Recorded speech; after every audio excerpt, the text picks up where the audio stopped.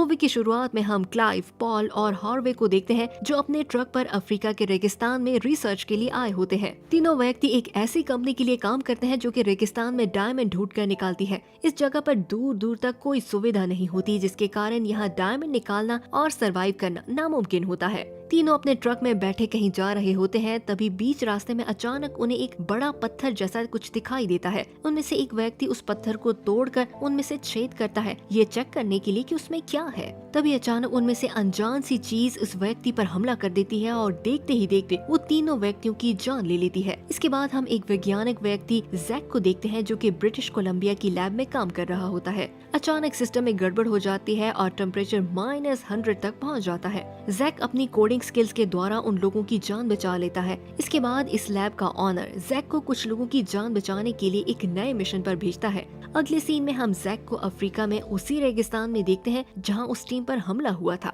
Jack को उस team को खोजने और डायमंड निकालने की जॉब दी जाती है। इसके बाद कंपनी का मेंबर कॉल उसे लेने के लिए आता है और बेस तक पहुंचते ही जैक मिकी और जोहान से मिलता है। मिकी जैक के पासपोर्ट, आईडी कार्ड और सामान को चेक करती है और इसके सामान में से उसे मशीन मिलती है जो जमीन से 100 फुट तक पानी को देख सकती है। इस मशीन को देखकर मिकी काफी इम्प्रेस होती है। इसके बाद मिकी अपनी डायरी ढूंढने लगती है, जैसे जोहान चुपके से अपनी पैंट में दबा देता है। इतने में कॉल वहां आ जाती है और जोहान से भिड़ने लगता है और इसकी धुलाई करता है। मिकी अपनी डायरी लेकर जैक के साथ उस मिशन पर निकल जाती है। मिकी जैक को बताती है कि वो रिसर्च सेंटर यहाँ से 16 घंटे दूर है। दोनों गाड़ी में बैठ जाते हैं और अपने साथ एक्स्ट्रा फ्यूल भी लेकर जाते हैं। कुछ समय बाद वहाँ पर पहुँच जाते हैं जहाँ उन्हें उस टीम का ट्रक दिखाई देता है और वहीं पर उन्हें 2 डेड बॉडीज भी दिखाई देती हैं, जिनकी हड्डियों पर मांस नहीं होता। चेक करने पर टीम को पता चलता है कि उन्हीं के आदमी है। ये देखते ही मिकी सभी लोगों को बताती है कि उन्हें बेस को इन्फॉर्म करना होगा, लेकिन कॉल कहता है कि यहाँ पर दाल में कुछ काला है। उसे लगता है कि तीसरे व्यक्ति ने उन दोनों की जान ली है जिसकी डेड बॉडी अभी तक नहीं मिली है। इसके बाद सभी लोग सोचने लगते हैं कि उन व्यक्तियों को मरे हुए सिर्फ 3 दिन हुए हैं, लेकिन उनकी बॉडी इतनी जल्दी डिकम्पोज कैसे हो गई। तभी टाइटस को किसी के कदमों के निशान दिखाई देते हैं। वो सभी लोगों को बुलाता है। इसके बाद टीम उन बड़े बड़े कदमों के निशानों का पीछा करने लगती है और तभी बीच रास्ते में कदमों के निशान 2 से 4 हो जाते हैं। जैक की मशीन भी संकेत देती है और वो भी इस बात को कंफर्म करता है कि ये जगह खतरे से खाली नहीं है। इसके बाद टाइटस उस बूढ़े आदमी का दिया हुआ लॉकेट देखता है जो वहाँ लटकी हुई खोपड़ियों से मेल खा रहा होता है। ये देखते ही टाइटस काफी ज्यादा डर जाता है और सभी लोगों को यहाँ से वापस जाने को कहता है। उसी समय मेग्रा ट्रक लेकर आती है और सभी लोग इसमें बैठकर आगे की ओर बढ़ जाते हैं। कॉल बेस में फोन करता है कि एक फॉरेंसिक टीम को यहाँ पर भेजा जाए और हार्वे को तलाशा जा सके। कुछ समय बाद उन्हें फिर से एक कंकाल मिलता है। सभी लोगों को लगता है कि ये हार्वे का कंकाल है और उसे देखकर मालूम होता है कि मरने से पहले वो काफी ज्यादा तड़पा होगा। कॉल कहता है कि ये सब कुछ हार्वे का ही किया धरा है। अगले सीन में हमें रात का समय दिखाया जाता है। सभी लोग वहाँ कैंप लगाकर आराम करने लगते हैं, लेकिन जैक को नींद नहीं आती क्योंकि उसने दिन में जो डेड बॉडीज देखी थी वो तस्वीरें उसके सामने बार बार आने लगती हैं।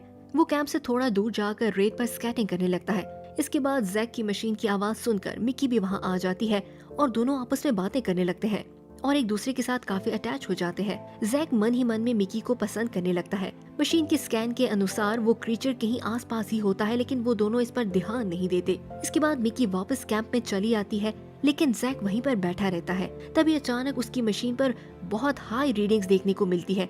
इसका मतलब होता है कि वो क्रीचर इसके बिल्कुल पास आ चुका है। फिर हम देखते हैं कि वो क्रीचर जैक के बिल्कुल पास आ जाता है। जैक इस क्रीचर को देखकर काफी ज्यादा डर जाता है और वो इसे दूर भागकर कैंप की ओर भागता है और सभी लोगों को इस बारे में संतर्क करता है। कॉल टॉर्च की लाइट से उस क्रीचर को देखने की कोशिश करता है, लेकिन वहाँ पर कोई नहीं होता। कॉल जैक पर यकीन नहीं करता और इसके साथ बुरा बिहेव करता है, जिस पर जैक भी उससे लड़ने लगता है। तभी मिकी सभी लोगों को बताती है कि उनकी टीम मेंबर्स के कंकाल गायब हो चुके हैं। टाइटस सभी लोगों को बताता है कि यहाँ पर एक मौत की देवी का वास है जो इंसानों का खून पीकर अमर होना चाहती है और ये क्वीन यहाँ पर सदियों से है, यानी कि डायनासोर के जमाने से भी पहले से है। अगले दिन सभी लोग जैक की मशीन पर भरोसा करके आगे की ओर बढ़ते हैं ताकि उस क्रीचर का सर्वनाश कर सके। उन्हें फिर से बड़े कदमों के निशान मिलते हैं। क्रीचर कहीं आसपास ही होता है। इसके बाद जैक दूरबीन से उस क्रीचर को देखता है और उस पर गन से निशाना लगाता है। जैसे ही वो इस पर फायर करता है तो वो टुकड़ों में बिखर जाता है। टीम जैसे ही लोकेशन पर पहुंचती है तो उन्हें कुछ नहीं मिलता सिवाय अपने ही टीम मेंबर्स की उन पुरानी हड्डियों के। कॉल को ये यकीन हो जाता है कि उसने क्रीचर को खत्म कर दिया है, लेकिन टाइटस सभी लोगों से कहता है कि वो अभी भी जिंदा है और ऐसा करने से हम लोगों ने इस क्वीन को और भी ज्यादा भड़का दिया है, जिसका बदला वो जरूर लेगी। टाइटस बताता है कि अपनी जवानी के समय उसके दोस्त ने इस क्रीचर पर गोलियां बरसाई थी और उसकी हालत भी ऐसी ही हो गई थी जैसे कि उनके टीम मेंबर्स की हो गई है। इसके बाद सभी लोग ट्रक में बैठकर वापस जाने की कोशिश करते हैं, तभी अचानक ट्रक में शॉर्ट सर्किट हो जाता है और फ्यूल टैंक में आग लग जाती है, जिसके कारण ट्रक नाकारा हो जाता है। कर्ट सभी लोगों को बताता है कि ये ट्रक बेकार हो चुका है और अब वो आगे नहीं जा सकते और इसे रिपेयर करने में महीनों लग जाएंगे, जिसके कारण हमें बेस से दूसरा ट्रक मंगवाना होगा। मिकी बेस से संपर्क करने की कोशिश करती है लेकिन उसे जवाब नहीं मिलता। थोड़े समय बाद एक प्लेन उनके ऊपर से गुजरता है। सभी लोग चलाकर उसे आकर्षित करने की कोशिश करते हैं लेकिन नाकाम रहते हैं और वो जहाज उनसे दूर निकल जाता है। अब यहाँ रुकने के अलावा उनके पास और कोई चारा नहीं होता। मेग्रा सभी लोगों को बताती है कि हमारे पास काफी दिनों का राशन पानी है, इसलिए घबराने की जरूरत नहीं है। इतने समय में शायद हमें कोई मदद मिल जाएगी। सभी लोग मेग्रा की बात मान जाते हैं और इसके बाद हम देखते हैं कि टीम मेंबर्स को रहते हुए यहाँ पर 3 दिन गुजर चुके होते हैं।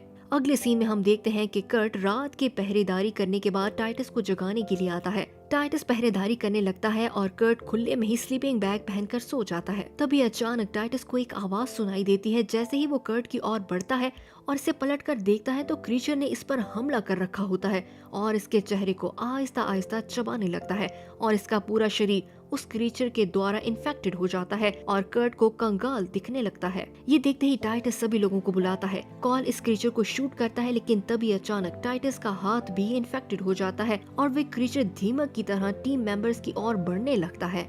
कॉल इस क्रीचर पर गोलियां बरसाता है जिससे इसे कोई फर्क नहीं पड़ता। सभी लोग कॉल को ऐसा करने से रोकते हैं लेकिन कॉल बार बार उस पर गोलियां बरसाता रहता है क्योंकि इस क्रीचर ने कर्ट के कंकाल को इस्तेमाल करके एक भयानक रूप ले लिया होता है। कॉल रुकने का नाम नहीं लेता और गाड़ी के पेट्रोल को निकालकर इस पर छिड़कने लगता है। जैसे ही वो थोड़ा दूर जाता है, मेग्रा कॉल को ऐसा करने से रोकती है पर वो इस क्रीचर का निशाना बन जाती है। इसके बाद जैक कॉल को बताता है कि उसे रुक जाना चाहिए क्योंकि क्रीचर अब दूर भाग रहा है। सभी लोगों को इस क्रीचर की कमजोरी पता चल जाती है और वो ट्रक के चारों ओर पेट्रोल छिड़क देते हैं ताकि क्रीचर उनके करीब ना आ सके।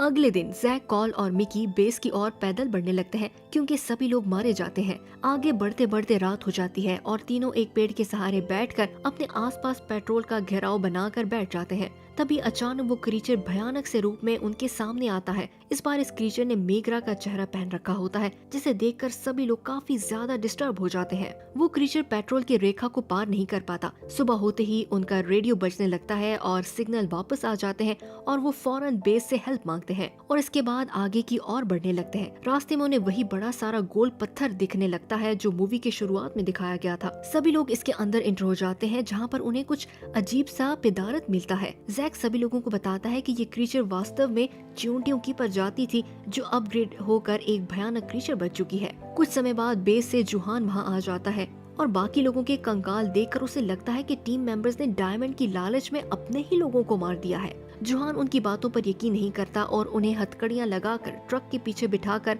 बेस ले जाने लगता है। इसके बाद कॉल पिछली विंडो को लात मारकर जुहान को बेहोश कर देता है और उसे हथकड़ियां लगाकर ट्रक के पीछे बिठा देता है। सभी लोग आगे की ओर बढ़ते हैं और इस बार इस क्रीचर को मारने का प्लान बनाने लगते हैं। मिकी सभी लोगों को बताती है कि वो क्रीचर रात के समय छुप जाता है और यहाँ पर छुपने की सिर्फ एक ही जगह हो सकती है जो जमीन के नीचे बनी हुई पुरानी बेसमेंट होती है।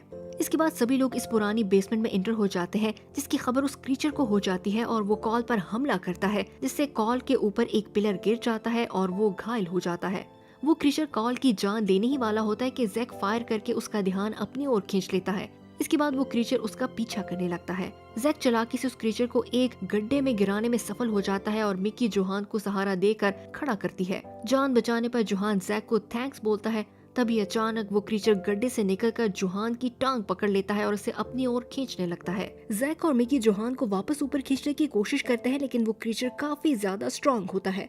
जोहान अपनी जेब से लिक्विड एक्सप्लोसिव निकाल कर दिखाता है और मिकी और जैक से अपना हाथ छुड़वा लेता है ताकि इस क्रीचर को हमेशा के लिए नष्ट कर सके। कॉल अपने साथ इस क्रीचर को लिक्विड एक्सप्लोसिव के द्वारा उड़ा देता है। जैक और मिकी वहाँ से दूर निकल जाते हैं और तभी रास्ते में जैक को उस क्वीन के अंडे दिखाई देते हैं। जैक अपने दोस्तों की मौत को याद करके काफी गुस्से में आ जाता है और उस एग को डिस्ट्रॉय कर देता है। ऐसा करते ही वो सारे क्रीचर बनने लगते हैं और वो खंडर भी टूटने लगता है। पर ठीक समय पर जैक और मिकी वहाँ से बाहर निकल आते हैं। अगले सीन में हम देखते हैं कि मिकी जैक को छोड़कर किसी ट्रिप पर जाने वाली होती है। जैक उससे अलविदा कहता है, पर तभी हम देखते हैं कि मिकी ने अपनी गाड़ी के अंदर उस क्वीन के आखिरी बच्चे एग को बचा रखा होता है, जिस पर एक्सपेरिमेंट करने के लिए वो उसे दूर ले जा रही होती है। और यहीं पर मूवी एंड हो जाती है।